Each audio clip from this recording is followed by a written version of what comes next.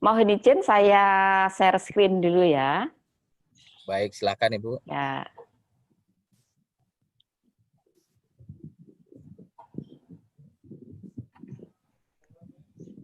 Ah.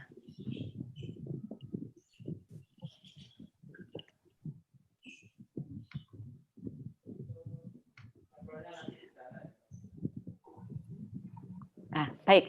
Ibu Bapak, yang pertama yang saya hormati jajaran struktural yang ada di P3GT beserta Ibu Bapak staf yang ada di P3GT.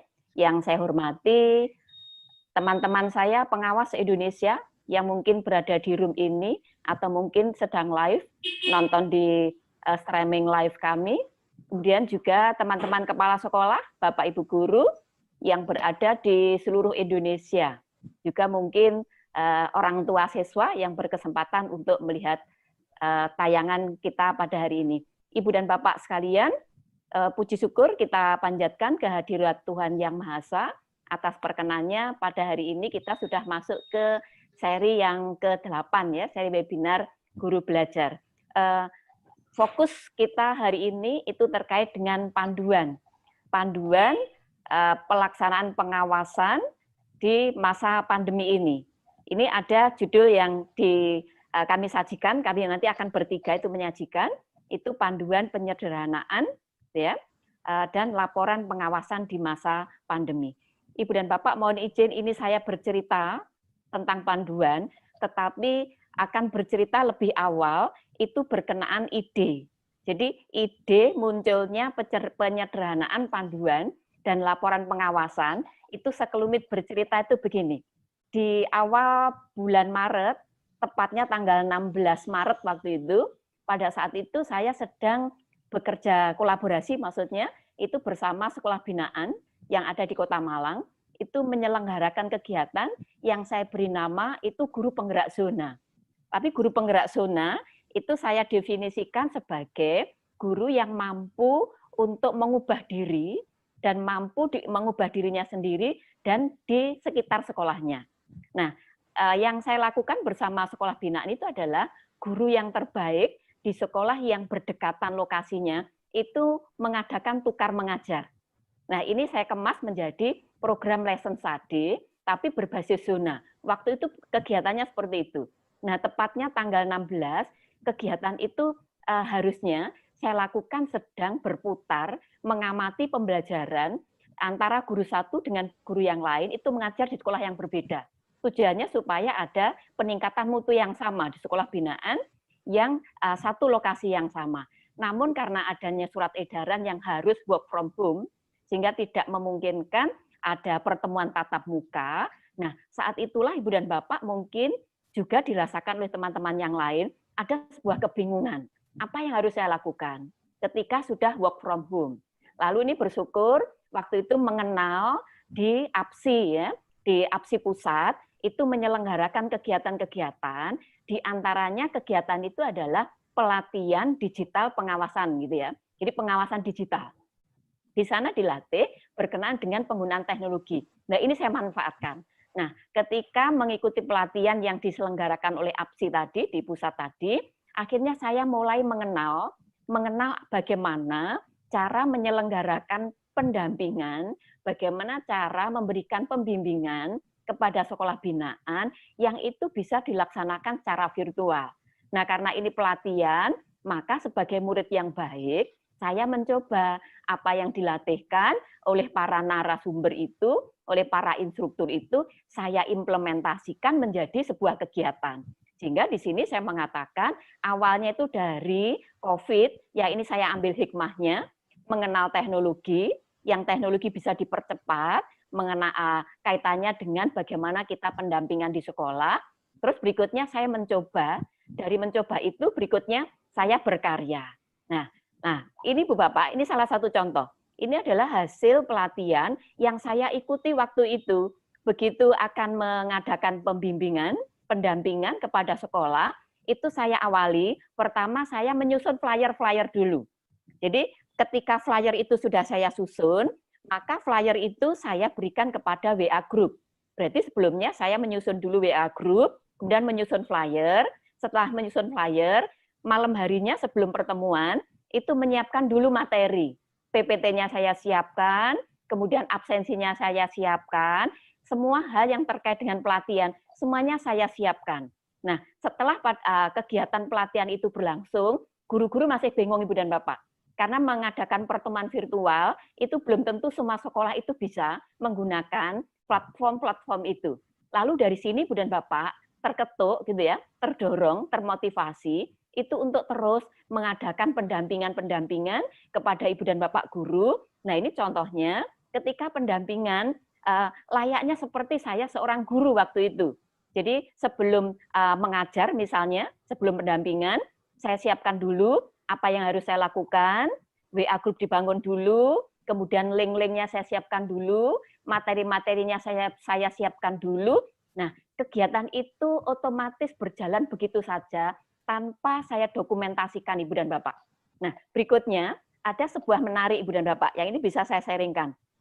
Ketika tadi saya mengadakan pendampingan kepada Bapak Ibu guru di sekolah binaan secara virtual, itu ada hal yang menarik yang mungkin juga bisa dikaji di ruang ini. Hal menariknya begini, pada saat kita mengadakan pertemuan virtual, itu belum tentu komitmen dan kedisiplinan orang yang ada di room itu konsisten.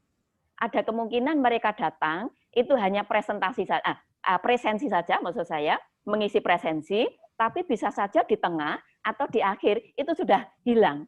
Sementara kalau kita tatap muka, itu bisa dikawal dengan mudah. Namun karena ini virtual, itu tidak memungkinkan.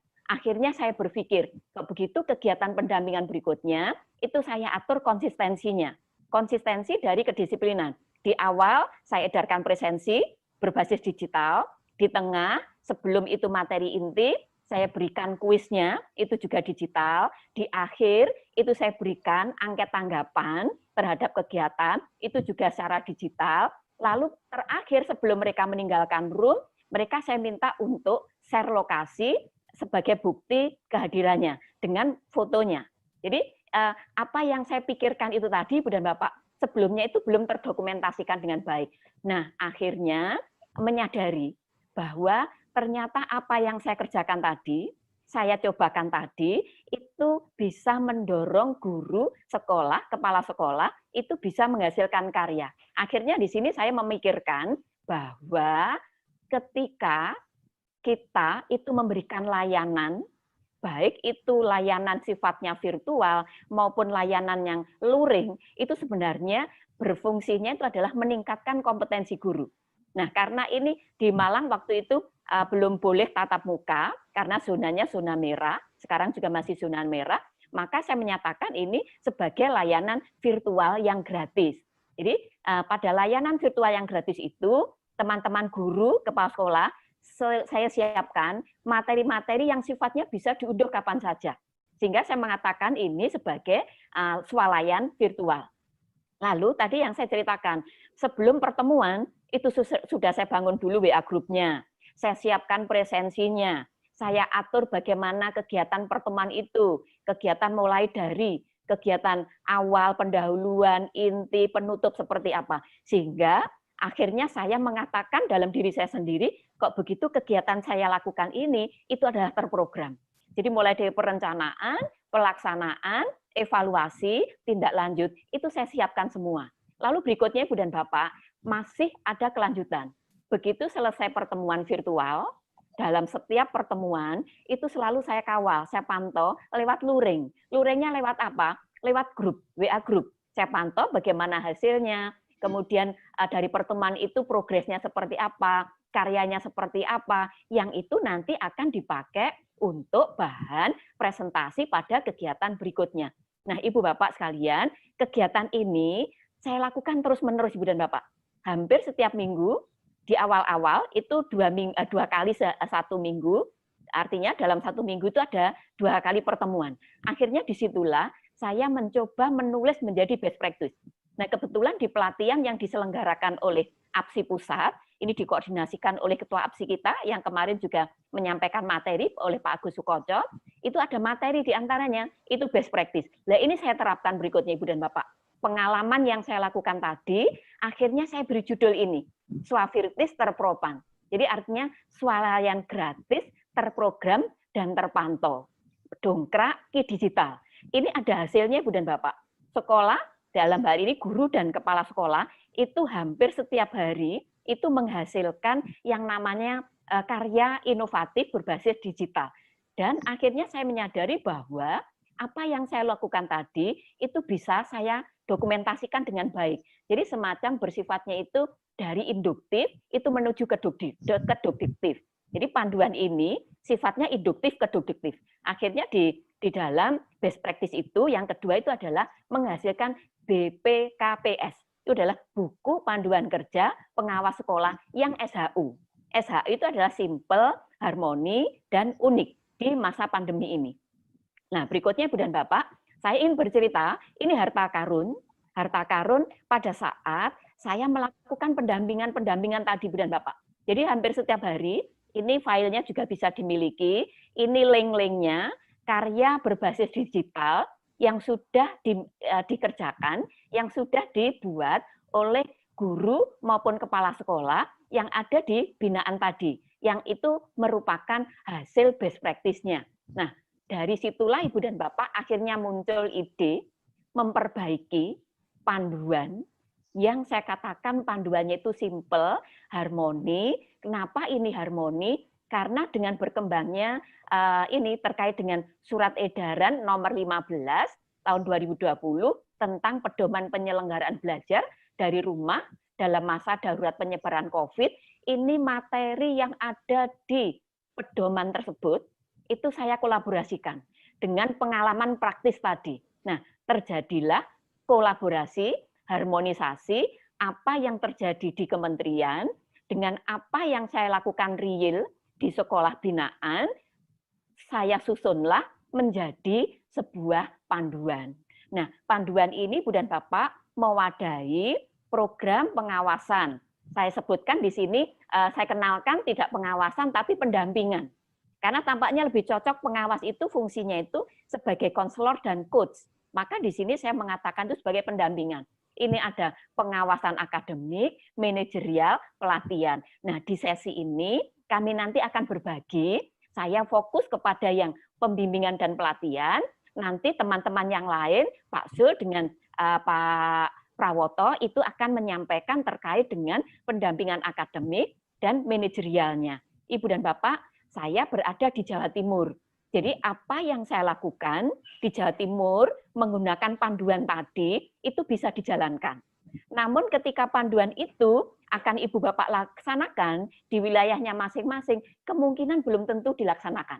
Maka dari itu sangat mungkin kalau di ruang ini ada 500 misalnya, akan muncul adanya 500 panduan tentunya. Nah, maka di sini semangatnya itulah semangat merdeka belajar. Jadi proses pendampingannya Ibu dan Bapak ini.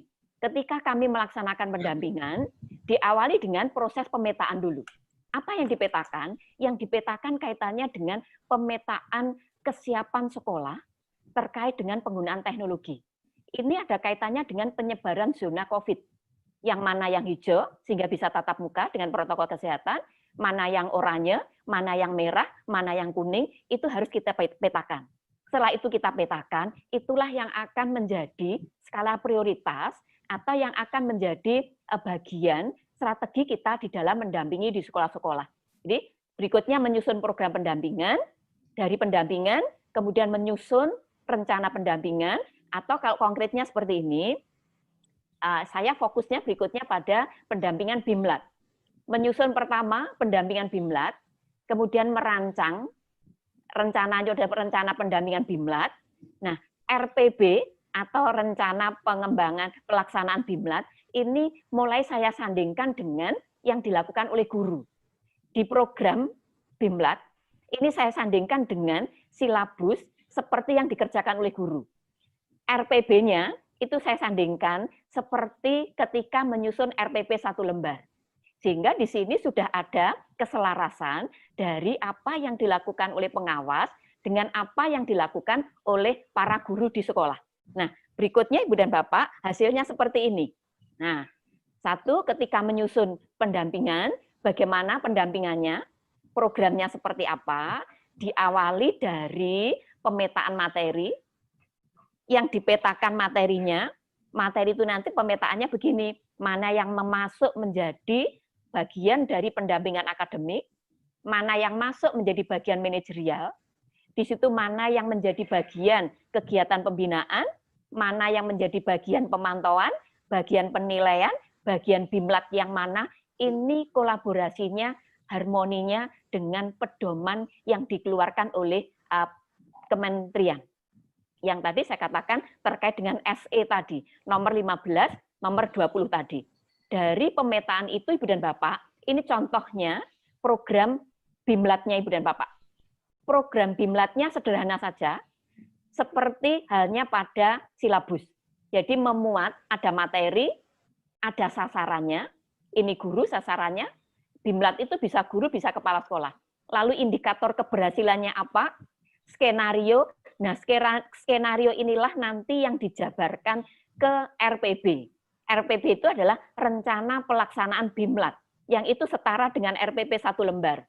Lalu berikutnya penilaiannya itu apa, alokasi waktunya itu disesuaikan, utamanya kalau ini daring, itu sangat mudah, fleksibel, murah, cepat, berkualitas, kemudian sumber dayanya itu apa saja, mengenai platformnya disediakan di sana, PPT dan sebagainya. Nah, itu tadi programnya. Lalu berikutnya, setelah menyusun program, setara dengan silabus, berikutnya menyusun RPB setara dengan RPP guru.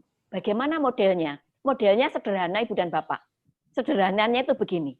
Ilustrasi gambaran, kalau kita itu daring, semuanya berbasis digital, gambar-gambar apapun itu memungkinkan kita pasang. Tetapi isinya sederhana.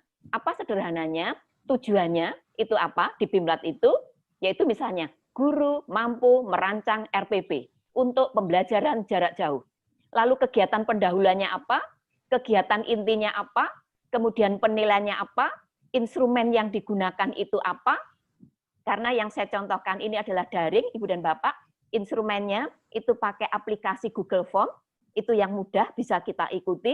Jadi saya ulang lagi, dari program yang sederhana tadi, dituangkan ke RPP, RPP-nya juga sederhana, tapi karena kita pengawas, kita sebut sebagai RPB, rencana pelaksanaan BIMLAT-nya.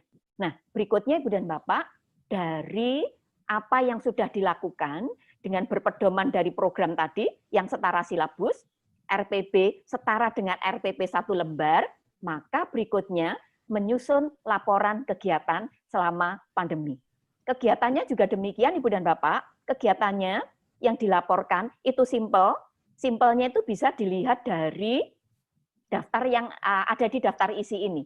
Isinya, prinsipnya, latar belakang, itu ada di bagian pendahuluan, ada tujuan, ada target, ada sasaran. Ini mengacu kepada program yang setara silabus tadi. Lalu kegiatannya, hasil pemetaan dari kesiapan sekolah, hasil BIMLAT, BIMLAT-nya itu kegiatannya seperti yang dilakukan di RPB tadi, lalu ditunjukkan dengan otentik. Nah, otentiknya bagaimana?